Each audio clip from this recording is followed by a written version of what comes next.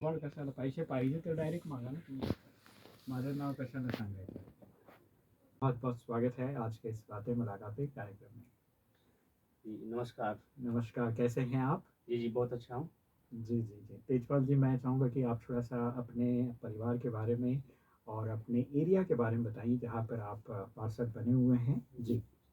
मैं गाज़ियाबाद उत्तर प्रदेश में जो कि एक गाज़ियाबाद नगर निगम क्षेत्र में आता है हुँ, हुँ। और मैं वहाँ एक काउंसलर हूँ और ऐसे क्षेत्र का काउंसलर हूँ जहाँ पे एक तरीके से मलिन बस्तियाँ हैं जी। और पिछले 25 सालों में जब से गाज़ियाबाद नगर निगम बना है, हुँ, हुँ, हुँ। वहाँ विकास की मूलभूत ऐसी ज़रूरतें रही हैं जहाँ वहाँ के चुने हुए प्रतिनिधियों ने जी, जी, जी। वो ज़मीन लेवल पर काम नहीं किया और ना उनकी कोई इच्छा शक्ति ऐसी रही है कि हम लोगों के लिए कुछ काम करें। बिल्कुल। और दूसरा ये कि जब मैं बताना चाहता हूँ छोटा-सा वाक़या हुँ, हुँ, हुँ। कि जब मैं निगम पार्षद चुना गया, अच्छा। तो लोगों ने जगह-जगह पर मेरा स्वागत किया। जब मेरा बहुत बढ़िया। स्वागत किया तो वास्तव में पहली बार भारतीय जनता पार्टी की वहाँ पर 25 साल में पहली बार सीट निकली, हुँ, तो हुँ, मैं हुँ। बहुत उत्साहित था कि वहाँ पर पहली बार जीत मिली।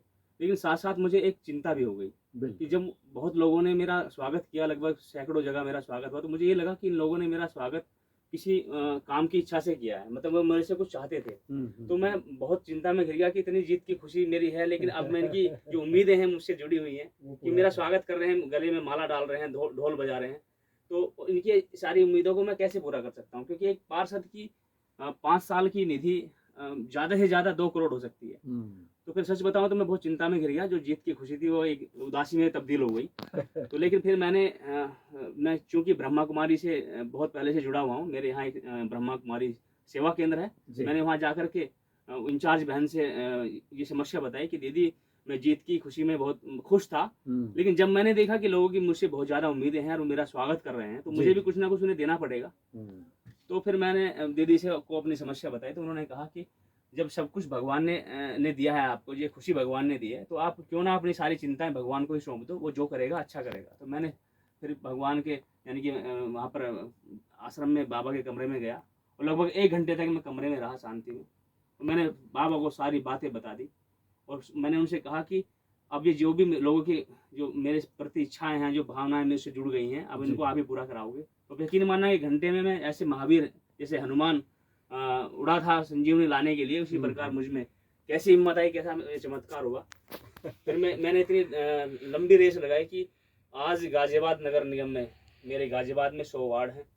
सबसे ज़्यादा काम करने वाला पार्षद का जो एक वहाँ पर सम्मान। सम्मान मिला, वो मुझे ही मिला है और बहुत मैंने लगभग 5 साल में 45 करोड़ का काम और 550 से ज़्यादा रास्ते और 8000 घरों में फ्री पानी और लगभग 3000 से ज़्यादा स्ट्रीट लाइटें, ऐसे तमाम ढेर सारे अपने पूरे क्षेत्र को मैंने एक तरीके से पूरा वहाँ पर कायाकल्प विद्युतीकरण कर करा दिया। दिया, पूरा विकास करा दिया है, पूरा क्षेत्र खुश है। आप मेरे बिल्कुल। गाज़ियाबाद में जाएँगे, कहीं भी अगर आप मेरा नाम पूछेंगे तेजपाल सिंह राणा, तो बच्चा-बच्चा जानता है कि तेजपाल सिंह राणा कितना काम करता है। बिल्कुल, बिल्कुल। चलिए, बहुत अच्छी बात है आपने बताया कि किस तरह से आप अपने इलाका में जो है गरीब बस्तियों को जो है जो सुविधाएँ चाहिए और लोगों की जो ट्रांसपोर्टेशन की बात आती है, जहाँ रोड की सुविधाएँ चाहिए, वो सारा चीज़ आपने किया है और बस्ती में लाइट्स भी कम होती है, तो उस बस्ती में आपने लाइट्स की सुविधा भी दी है।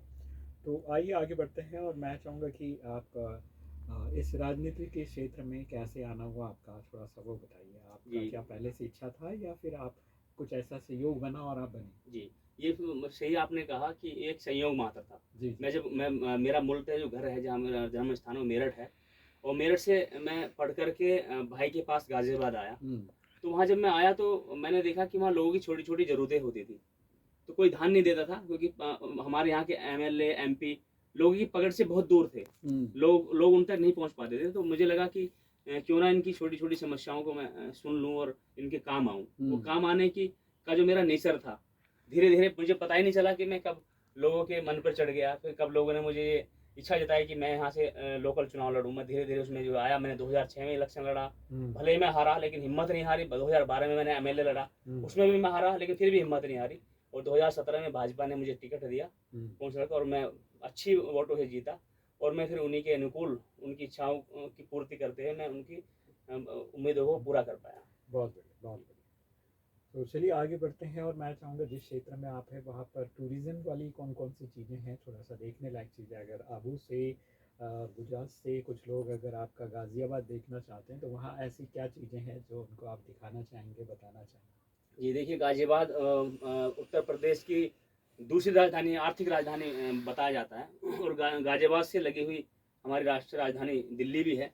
और अगर गुजरात के लोग वहाँ आना चाहें तो हमारे यहाँ गाजियाबाद में भी बहुत सुंदर जगहें हैं और साथ ही लगा हुआ दिल्ली है। दिल्ली में तो आप जानते हैं बहुत सारी ऐसी चीज़ें हैं, ऐतिहासिक भी हैं और जो अभी नई डेवलप हुई हैं वे भी हैं। जी, जी। और गाजियाबाद शहर आएंगे तो फिर मैं गुजरात वालों को ये भी सजेशन दूंगा, जब गाजियाबाद आए हैं तो नज़दीक में हमारा हरिद्वार भी है। हरिद्वार भी नज़दीक पड़ता है, गाजियाबाद के रास्ते से जाना होता है। अच्छा।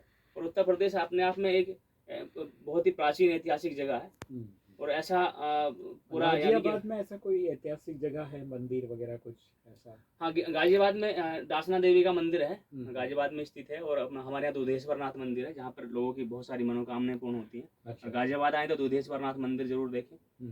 और वहाँ पर दासना देवी का मंदिर है जो लोगों की मनोकामनाओं के लिए एक सिद्ध मंदिर माना जाता है। अच्छा, अच्छा। और वहाँ हिंडन नदी भी वहाँ पर एक मशहूर है, वहाँ पर भी बहुत सारे ऐसे पिकनिक पॉइंट हैं जहाँ पर उसका आनंद लिया जा सकता है। बिल्कुल, बिल्कुल। ऐसा कुछ म्यूज़ियम वगैरह भी है क्या कोई? गाजियाबाद में म्यूजियम तो अभी ऐसा है नहीं, पर बाकी वहाँ गाजियाबाद से ही जैसे कि अभी मेरठ के लिए एक बुलेट ट्रेन जो अभी मेरे ख्याल में भारत में पहली एक ऐसी ट्रेन बनने जा रही है। और मेट्रो शहर है गाजियाबाद में, जो है मेट्रो का भी संचालन है, बहुत अच्छा सुंदर तरीके से शहर को बसाया गया है। ट्रांसपोर्टेशन बहुत अच्छा है। और जब यहाँ से गाजियाबाद से मेरठ के लिए जो एक बुलेट ट्रेन का जो अभी संचालन होने जा रहा है वो भी आप देख सकते हैं। और वहाँ पर कलाएं कौन कौन सी है, जैसे कुछ खास चीजें बनती हो या ऐसा कुछ? हाँ, गाजियाबाद में दरअसल निर्माण होता है वहाँ पर, जैसे कि जो लिस्टर इंजन होते हैं जो किसानों के काम आता है, यानी कि जैसे पानी सिंचाई के काम आता है या कोई छोटी मशीनरी चलाने के लिए कोई काम आता है, तो वहाँ पर इंजन बनते हैं गाजियाबाद में। बहुत बढ़िया, बहुत बढ़िया। तेजपाल सिंह जी, मैं एक और बात पूछना चाहूँगा। चलिए हम लोग ये सारी चीज़ें तो हो गई, टूरिज़्म की बातें हो गई, आपके अपनी लाइफ की बातें हो गई। अब मैं चाहूँगा कि कुछ हॉबीज़ के बारे में, आपके पसंदीदा चीज़ें क्या है, आप खाली टाइम में क्या करना पसंद करते हैं?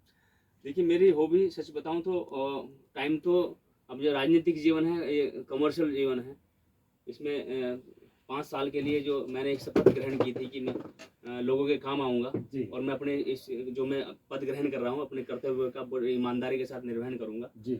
खाली टाइम में मेरी हॉबी यही है, मैं यही पसंद करता हूँ कि एकांत में रहने से जो हम लोगों को देना चाहते हैं, जो हम समाज में स्थापित करना चाहते हैं, पहले हम स्वयं को एकांत में चार्ज करें, भगवान से हम ऐसी चीज़ें लें, क्योंकि जब हमें देना ही है और अब हमारे पास खुद नहीं होगा तो हम दूसरों को क्या दे पाएंगे। अभी भी देखिए मैं यहाँ माउंट आबू आया तो मेरे मन में क्योंकि एक संसार है, बहुत सारी चीज़ें, जब संसार में रहता है इंसान इच्छाएं लेकर के आता है कि जब अच्छी जगह चल रहे हैं कहीं ना कहीं कुछ मांगेंगे। लेकिन मैं सच बता रहा हूँ, मेरा आज का अनुभव, जब मैं बाबा के कमरे में यहाँ आया बैठा तो मेरी सारी इच्छाएं उड़ गई थी। मतलब मैं बाबा से मांगू तो क्या मांगू, सच में मैंने बाबा से ये कहा कि मुझे ऐसा फील हो रहा है कि मैं वहाँ कहाँ ऐसी मोह माया की दुनिया में फंसा था, आज मैं आपकी गोद में आकर के बैठा हूँ, तो सचमुच मुझे उस दुनिया का कुछ चाहिए ही नहीं। आपने मुझे प्यार से अपनी गोद में जगह दी, मुझे गले से लगाया, मुझे ऐसा फील कराया, अब मैं आपसे मांगू भी तो क्या मांगू। अब मतलब वो एक बहुत छोटी चीज महसूस हुई यहाँ आने के बाद, वो दुनिया एक बहुत छोटी, जैसे कि मैं बहुत ऊंचाई पे आ गया हूँ। मुझे ऐसा महसूस हुआ कि मुझे अब कोई आवश्यकता है नहीं, बस आप मुझे प्यार से अपने गले से लगा लो बाबा, और जहाँ जिस आपने जो टारगेट लिया है इस दुनिया को स्वर्ग बनाने का, उसमें मुझे भी शामिल कर लो, मैं उस दुनिया को चाहता ही नहीं। बिल्कुल, बिल्कुल। चलिए तेजपाल जी, आप अपनी हॉबी जो है, आपका एकांत में बैठकर ईश्वर की याद में रहकर उनकी शक्तियों का आनंद लेना चाहते हैं, और वो चीज़ आप यहाँ पर माउंट आबू में आने के बाद आप फील कर रहे हैं। सचमुच जब हम लोग किसी बड़े अवस्था में पहुँचते हैं या बड़े के पास पहुँचते हैं तो हमारी सब इच्छाएं छोटी हो जाती हैं, उनको देखकर या उनकी आभा मंडल को देखकर हम सब कुछ भूल जाते हैं। निश्चित तौर पे ऐसा ही होता है। तो आइए, मैं चाहूँगा कि गीत संगीत के साथ भी आपका जुड़ाव होगा, तो कोई एक गीत जो आपके दिल के करीब हो, चाहे आध्यात्मिक हो या फिल्मी गीत हो, तो मैं चाहूँगा कि एक लाइन गुनगुनाइए आप। खूबसूरत आवारा सड़कों पर कभी कभी इत्तेफाक से कुछ अनजान लोग मिल जाते हैं, उनमें से कुछ याद रह जाते हैं, भूल जाते हैं, कुछ याद रह जाते हैं। क्या बात है।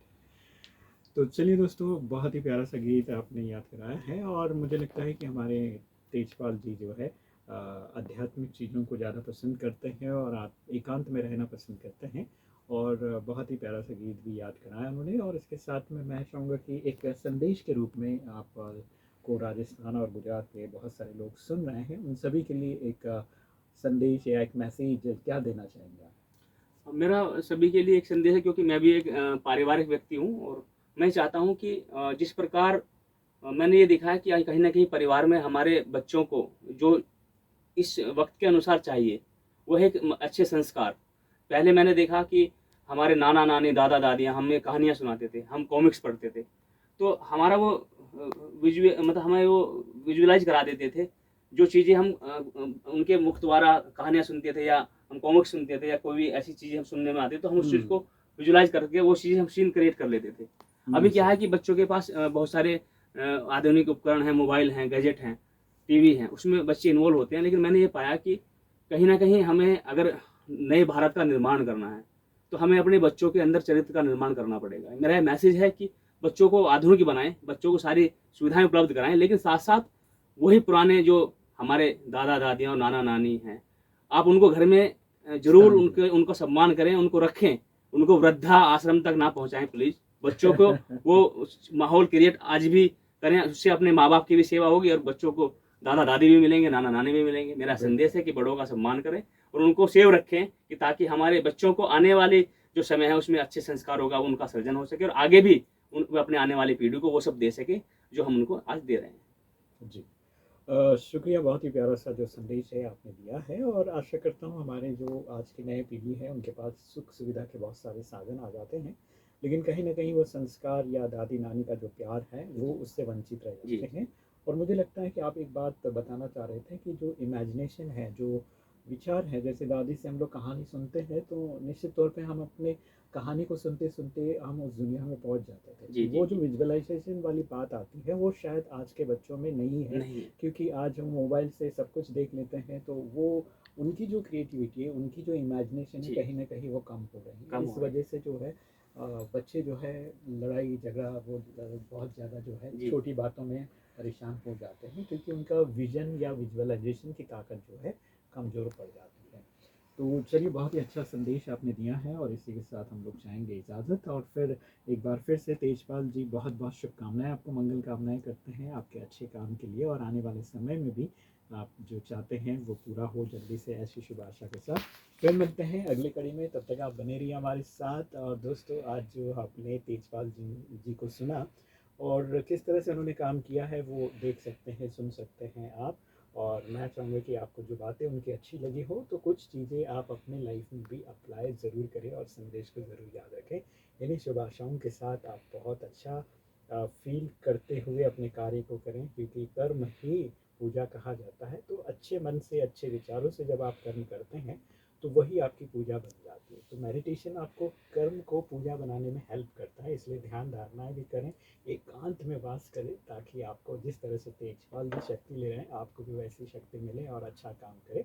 इन्हीं शुभ आशाओं के साथ फिर मिलते हैं। सलाम, नमस्ते, खमा गनीसा, जय हिंद, जय भारत, ओम शांति। सुनते रहो, मुस्कुराते रहो।